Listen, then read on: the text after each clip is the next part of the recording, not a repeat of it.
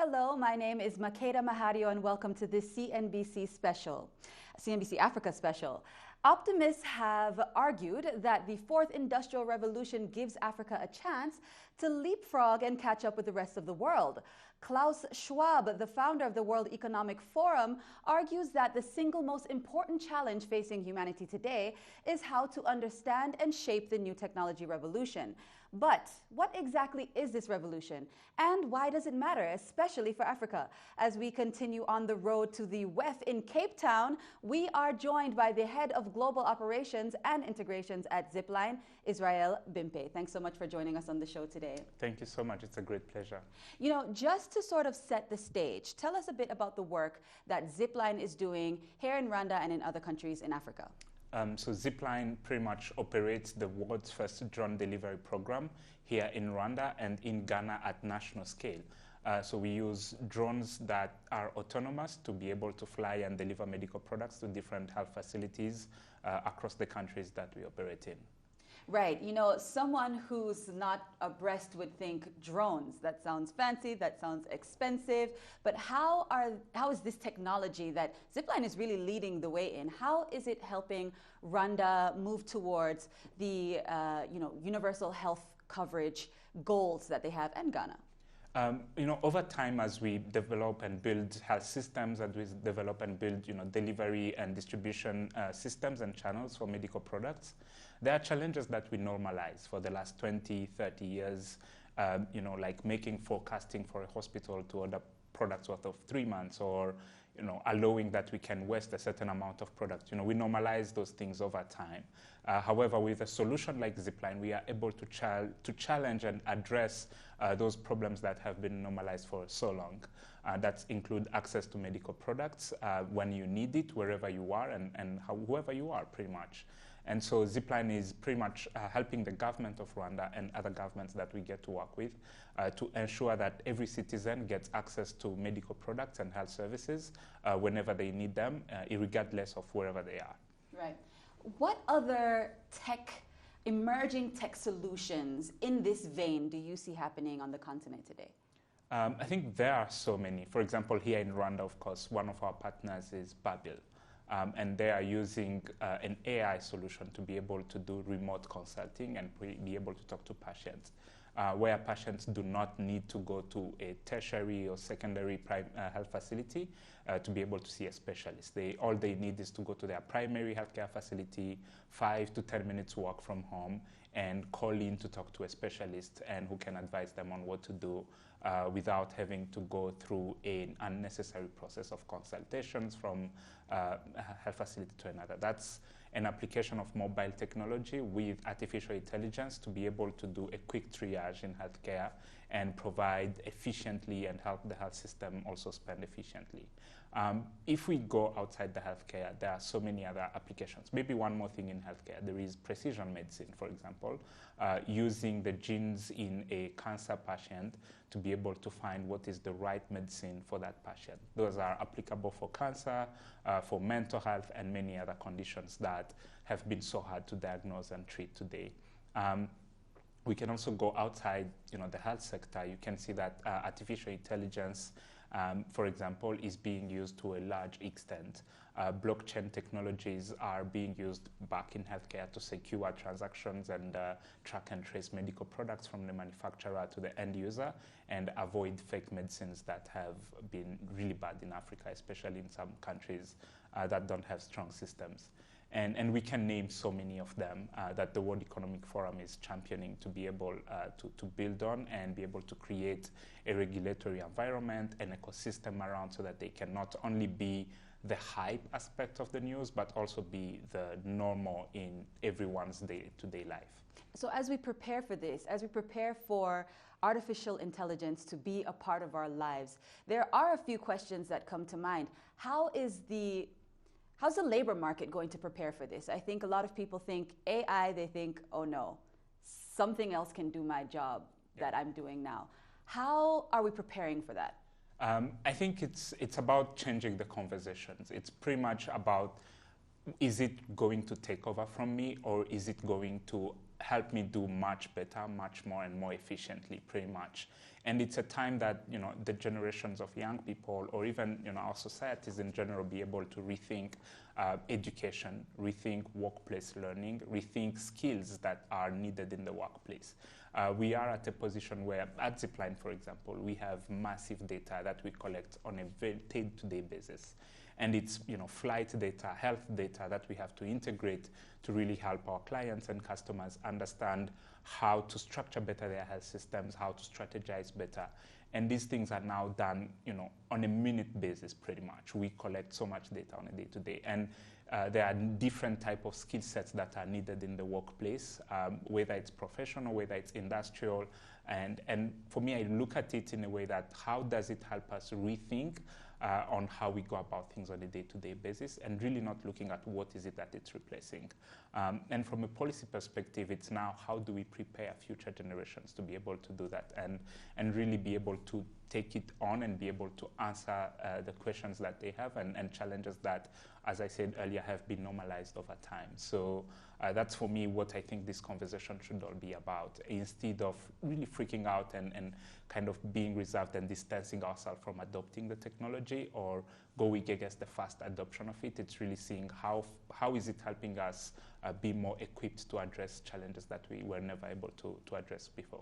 Right. Here in Rwanda, there are some initiatives getting students more into learning these new technological advancements that have been happening. There's one laptop per child, but there's quite a few others. Do you think that the government is doing enough to prepare the next generation for taking on AI and all of the promise that the fourth industrial revolution brings to Africa?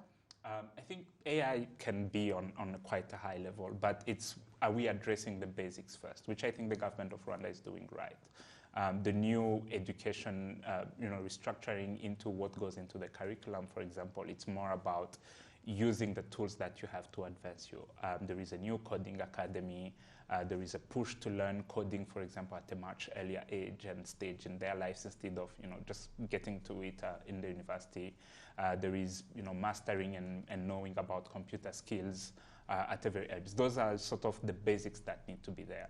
And recently, the Ministry of ICT also launched a program to really increase computer and technological literacy among the citizens. A government like Rwanda's will have services like Irembo, which puts every government service online. However, because there is a very low technological and technical literacy, you'll see that the same companies like Irembo will deploy thousands of agents everywhere in the country where no one is using it for themselves, but they have to get help to really apply for a driving license or getting a birth certificate. It's now more of how do we move from 90% of the population using agents to 60% using agents to 10% using agent to 0%. And in that case, there will be a strong adoption of the citizens themselves, really opening up their phone, dialing that short code or going to that website and start being users on their own. And that's pretty much what the government is starting to address, where when the basics are got right, I think it just set us for the next best thing. Like the banking system can now be revolutionized, and everything that the citizens get to be using can be revolutionized. And bottom line is, the government of Rwanda is really getting right the basics, and from there, different businesses, whether the government or the private sector, can build on to provide more solutions and kind of advance what the citizens can be able to do with technology and everything that has to do with the fourth industrial revolution. Sure. Just before we go into the break, you did mention some things that I do want to go a little bit further into. But before we get into that, we get the impression, we see the statistics, we know how many people have smartphones now, how much easier it's getting for more and more people to get smartphones. We've seen there's a new factory here building our own smartphones here in the country. So that jump from getting 90% of the population using the centers rather than their phone down to a number way less does seem like it could happen quite soon. Yeah. What kind of timeline are you thinking for this? It's very hard to put a timeline to this, really. I really think this is something that can go very fast, depending on how the government really responds to the drive that we are manufacturing smartphones and people will access smartphones, and all they need to know now is how to use it for different government services or other services that they can access, and how the government responds to a sudden increase in internet usage, for example, although that has been addressed with the broadband across the country. I would say it's rather soon without really being precise on what timing it is, but I really think it's much, much sooner than we can imagine. Sure. Israel, we're going to continue this conversation. We're just going to take a very short break. I am joined by Israel Bimpe, who is the head of global operations and integrations at Zipline. Don't go anywhere. We'll be right back on the road to Cape Town.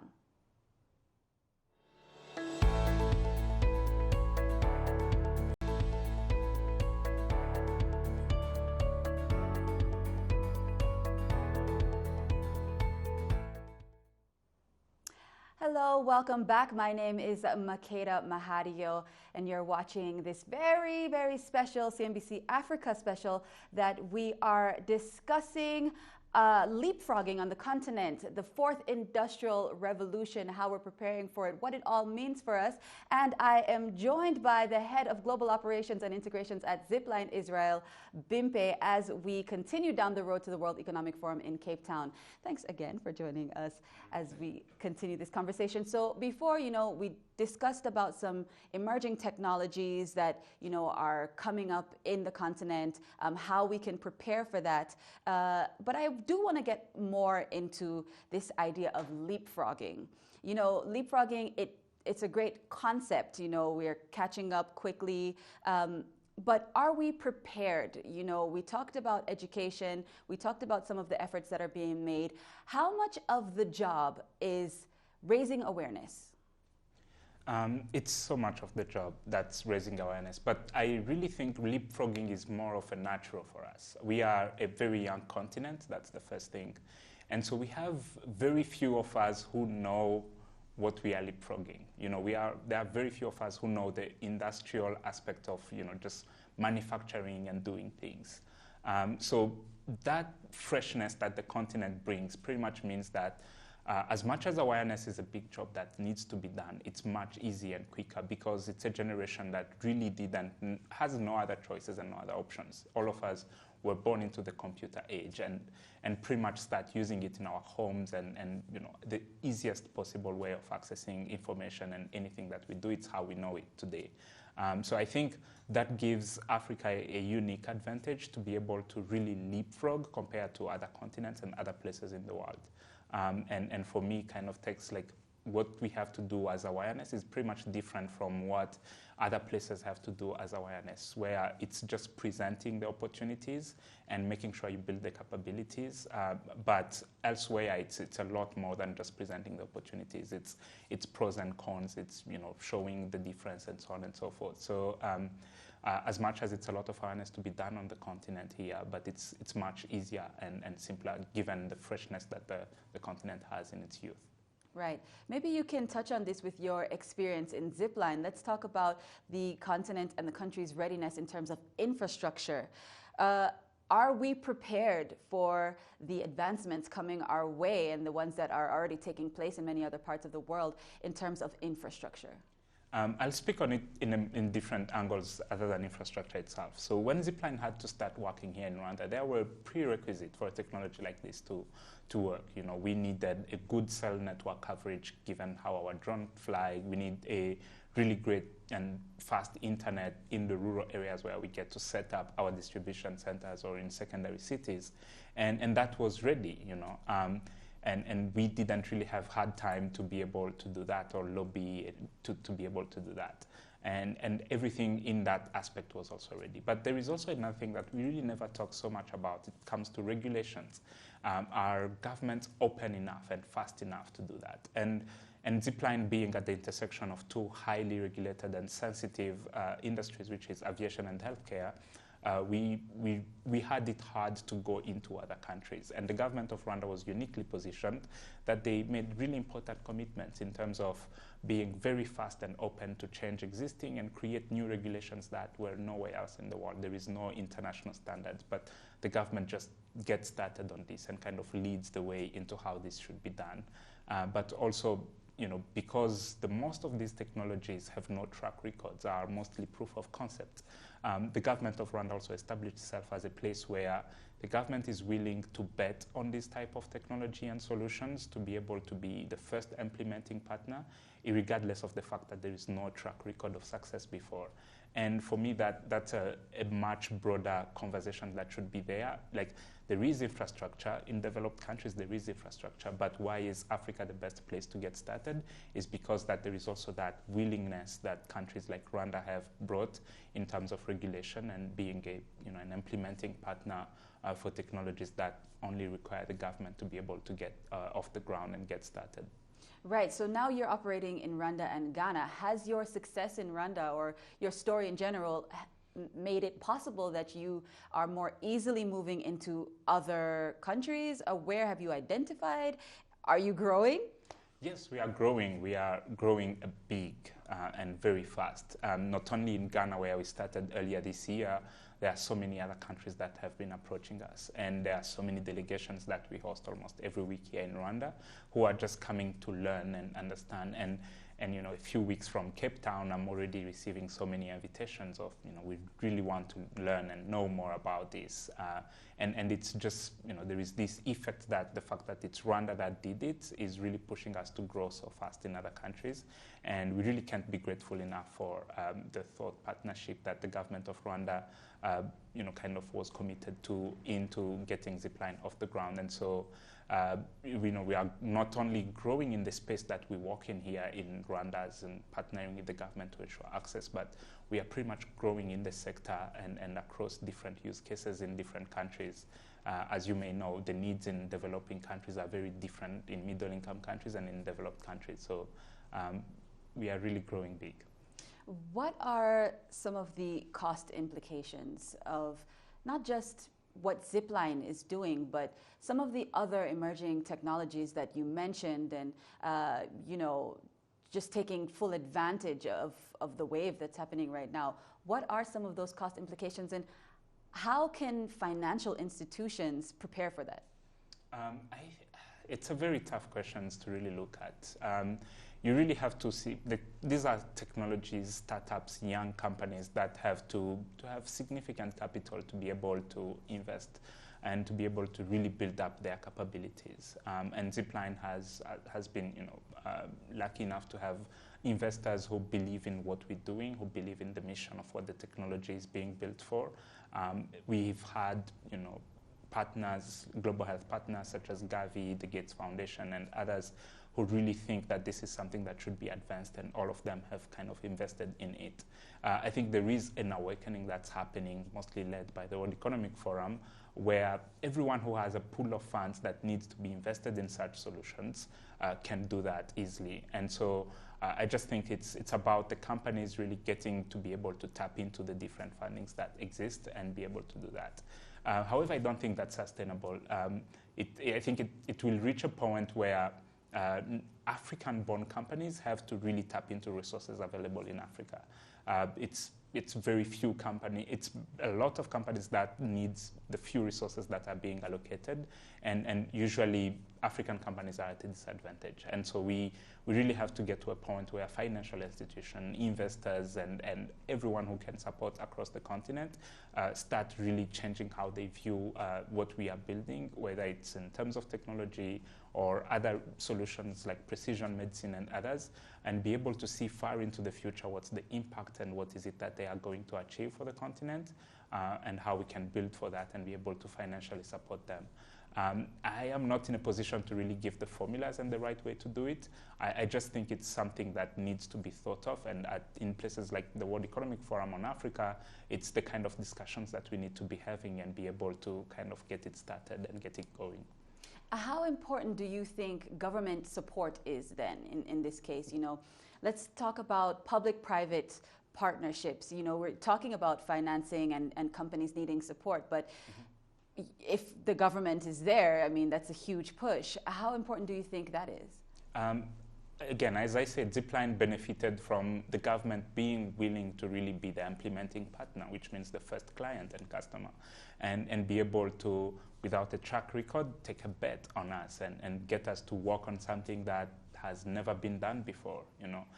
They have a goal to really make sure that everyone accesses products in 30 minutes, and whatever it takes to be able to achieve that, they were ready to invest in it. And so I think that's something that the government of Rwanda can teach other governments to be able to say, some of these things really require a public-private partnership and the heavy investments of the government into this, not only from a regulatory perspective, but also from a partnership point of view, where the government is usually the first to partner with the type of solutions that are disruptive to a large extent. I could think of blockchain solutions in order to improve electronic medical records.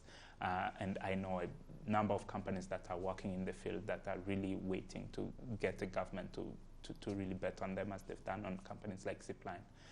And so that's something that really shouldn't be unique to a few countries, but more shared across the continent. And it's the same as the government of Ghana did to also bet on Zipline to build 4 distribution centers in the country and get it going. So it will be our largest operation ever. So it has also an aspect of it's the first time that it's being done, and there is no track record to it. But it's more of the government again really believe that this is something that can address challenges that had never been addressed before, and they can bet on it. So for me, I just think that there are mechanisms of building these public-private partnerships, and there are ways that the governments can really adopt them and get them going.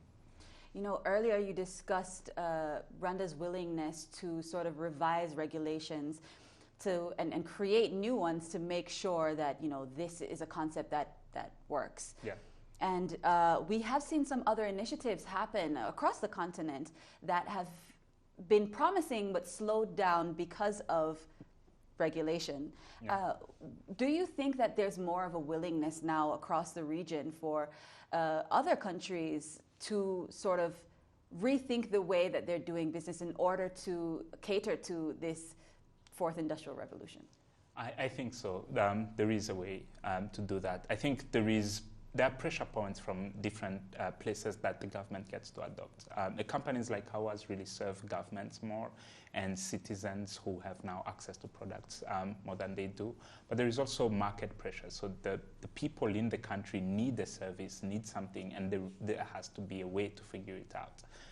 And it takes people who are disrupting public transportation, for example, and so on and so forth. And the citizens and as I said, the freshness of the populations that's across the continent are really, really pushing their governments to be able to think differently and creating regulation, or even opening up regulation to be able to allow the companies like these and solutions like this to thrive and get started. So I see that's a wave coming, and a lot more governments are being open and really discussing this openly. And even some who just don't know how to go about it are using platforms like the World Economic Forum on Africa to learn from others. And the World Economic Forum Center for the Fourth Industrial Revolution in San Francisco or in Tokyo are really also positioning themselves to be able to support governments to address regulations on precision medicine. How do you regulate a medicine that is so individualized for one patient?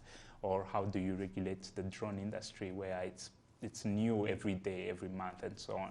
And how do you regulate different other sets of technologies like cryptocurrencies and online payments and so on? So I think the governments have the resources that they can tap into, but there is also a need to really open up, and there is the population, the young people in the countries who will really push them to get this going. Right. Israel, we're wrapping up. We don't have much time left, but just before we end this conversation, how do you think, the regular citizen in society or a entrepreneur who isn't necessarily in the tech space, how can everyone come together to support the fourth industrial revolution? I think when we think of the tech space, we really look at doers and makers. But I think a citizen who's in the most rural place of Rwanda, who wants to use that to know how much water is in their soil or how much fermenting materials they have to use, is also in the tech space. And those people are demanding more and more every day, as they have to not only support their families, but also produce enough for the markets, they are really demanding more of the solutions and everything. And they do it in a different way than, me tweeting about it. For them, it's, they really find another way to express themselves and do it. So it's more of understanding that different languages that are being put out there, the different feedback that citizens are giving, and, again, the adoption of phones and technology and everything that's going on. And the more we listen to those, the more we have more feedback, and the more we have more inputs from the citizens in terms of where do we need to be and what do we need to be doing right. Right. So effort by the entire community, of course, to make this happen. Yes. Israel, thanks so much for joining us on the special today, and we look forward to seeing what you do in the World Economic Forum. Thank you so much. I look forward to the event as well. You have been watching a CNBC Africa special. I was joined by Israel Bimpe, who is the Global Operations and Integrations Head at Zipline. Thanks so much for tuning in. My name is Makeda Mahadio.